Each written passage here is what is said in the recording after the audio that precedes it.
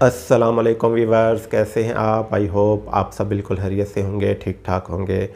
2 दिन पहले एक स्पेन का वीज़ा अप्रूव्ड हुआ था, तो आज इसी के मतलब मैं आपके सामने इंफॉर्मेशन शेयर करूंगा कि इस दोस्त की ट्रैवल हिस्ट्री क्या थी, बैंक स्टेटमेंट क्या थी और इनके टैक्स रिटर्न कितने थे। तो ये सब डिटेल के साथ आपको बताऊंगा। और इसके अलावा इस वक्त स्पेन की वीज़ा रेशो कैसी है, प्रोसेस टाइम कितना चल रहा है और अपॉइंटमेंट की क्या अपडेट है, सब डिटेल आपको इस वीडियो में मिलेगी। उससे पहले मैंने 2 दिन पहले इस वीज़ा की इसलिए वीडियो नहीं बनाई थी क्योंकि ऑस्ट्रिया का वीज़ा भी अप्रूव्ड हुआ था, तो मैंने ऑस्ट्रिया की वीडियो बना ली थी। तो आज फिर मैं स्पेन के मतलब ये वीडियो बना रहा हूँ ताकि आप दोस्तों को इन्फॉर्मेशन शेयर कर सकूँ इस वीज़े के मतलब। तो स्टार्ट करते हैं। सबसे पहले अगर आपने अभी तक मेरा चैनल सब्सक्राइब नहीं किया तो चैनल को सब्सक्राइब कर दीजिए। तो सबसे पहले मैं आपको बताता चलूँ कि इस दोस्त की प्रोफाइल के मतलब।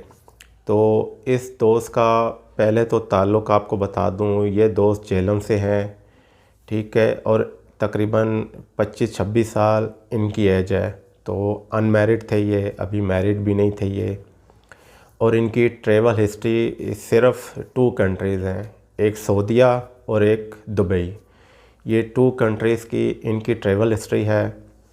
और अगर इनकी बैंक स्टेटमेंट की बात की जाए तो बैंक स्टेटमेंट भी बहुत ज़्यादा नहीं थी इनकी, सिर्फ 8 लाख इनकी बैंक स्टेटमेंट थी, लेकिन मेंटेन थी।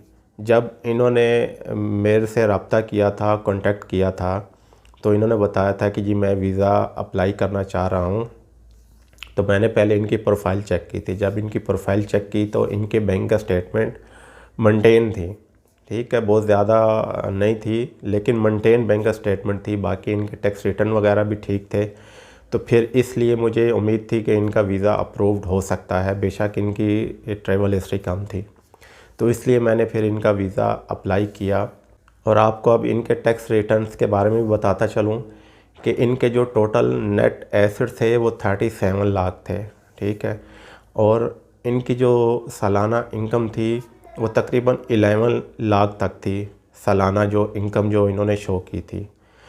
तो तकरीबन 90,000 95,000 लगभग मंथली इनकी बन रही थी।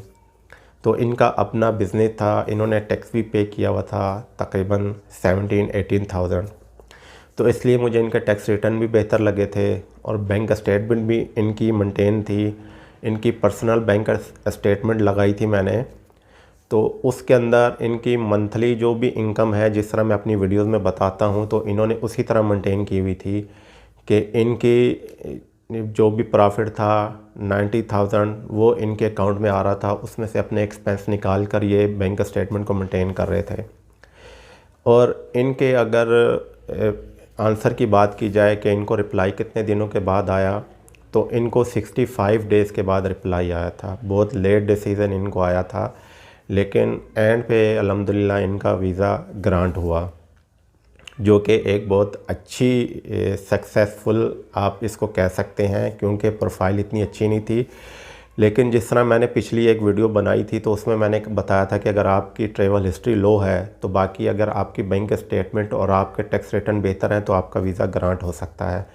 तो इनके टैक्स रिटर्न और इनकी बैंक स्टेटमेंट ठीक थी, तो इस बेस पे इनको ये वीज़ा ग्रांट हो गया। और इसके अलावा अगर स्पेन वीज़े की प्रोसेस टाइम की बात की जाए तो तकरीबन 45 टू लेकर 65 डेज़ तक इसके आंसर आ रहे हैं। जो नॉर्मली जो आंसर आ रहे हैं 45 टू 55 डेज़ के अंदर ज़्यादातर जो अच्छी वीज़ा रेशो है, जो कि पासपोर्ट कलेक्ट हो रहे हैं। उसके बाद जो 56 से 65 डेज़ है, इसके अंदर रेशो कम है लेकिन वीज़े ग्रांट हो रहे हैं, जैसे ये वीज़ा ग्रांट हुआ। और इक्का दुक्का केसेस में देखा गया है जो कि 75 डेज से ऊपर गए हैं, 70 डेज़ भी गए हैं, 75 डेज़ भी गए हैं। तो इसलिए अगर आप वीज़ा अप्लाई कर रहे हैं तो आप अपना ट्रैवल प्लान जो है वो तकरीबन कम से कम 2.5 मंथ का आपको देना चाहिए, यानी कि 70 टू 75 डेज़।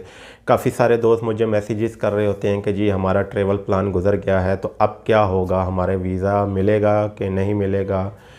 तो उसमें आपके चांसेस कम हो सकते हैं। वीज़ा ऑफिसर के ऊपर होता है, हो सकता है वो आपका वीज़ा ग्रांट कर दे, लेकिन अगर आपका ट्रैवल प्लान गुजर जाए तो आपके वीज़ा मिलने के चांसेस कम हो जाते हैं। तो इसलिए आप ट्रैवल प्लान 70 डेज़ या 75 डेज़ तक देना चाहिए। और इस वक्त अगर वीज़ा रेशो की बात की जाए तो वीज़ा रेशो स्पेन की ना ही बहुत बुरी है ना ही अच्छी है। अगर आपकी प्रोफाइल बेहतर है, बैंक स्टेटमेंट आपकी ठीक है, आपके टैक्स रिटर्न ठीक हैं, तो आपको वीज़ा मिल जाएगा। अगर आपकी बैंक स्टेटमेंट ठीक नहीं है, आपके टैक्स रिटर्न ठीक नहीं है और आपकी ट्रैवल हिस्ट्री भी ठीक नहीं है, तो फिर आपको वीज़ा नहीं मिलेगा। तो कुछ ना कुछ आपकी प्रोफाइल में बेहतर होना चाहिए, स्ट्रॉन्ग होना चाहिए। बेशक वो आपकी ट्रैवल हिस्ट्री स्ट्रॉन्ग हो या आपकी सोर्स ऑफ इनकम या आपके बैंक स्टेटमेंट स्ट्रॉन्ग हो, तो आपको वीज़ा ग्रांट होगा और ग्रांट हो भी रहे हैं। तो ये आज की अपडेट थी और उम्मीद है कि आपको मेरी आज की वीडियो अच्छी लगी होगी। इंशाल्लाह नेक्स्ट दोबारा हाज़िर होऊंगा एक वीडियो लेकर। मुझे इजाज़त दीजिए। अल्लाह हाफिज़।